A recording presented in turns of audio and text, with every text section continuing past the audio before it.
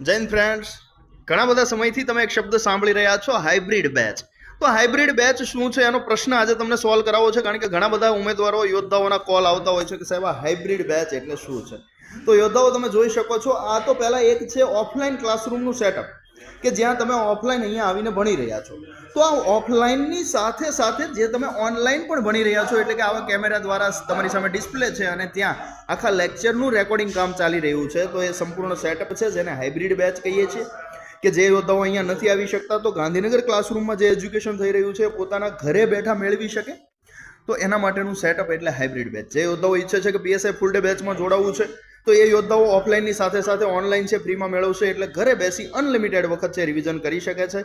તો આ સેટઅપ છે ખાસ પીએસઆઈ અને કોન્સ્ટેબલના યોદ્ધાઓ અહીંયા આવે છે કે ઘરે બેસીને અભ્યાસ કરવા ઈચ્છે છે તો કરી શકે છે. નીચે ડિસ્પ્લે ઉપર જે નંબર આપ્યો છે એના ઉપર કોન્ટેક્ટ કરી તમે વિગતે માહિતી મેળવી શકો છો. જય હિન્દ.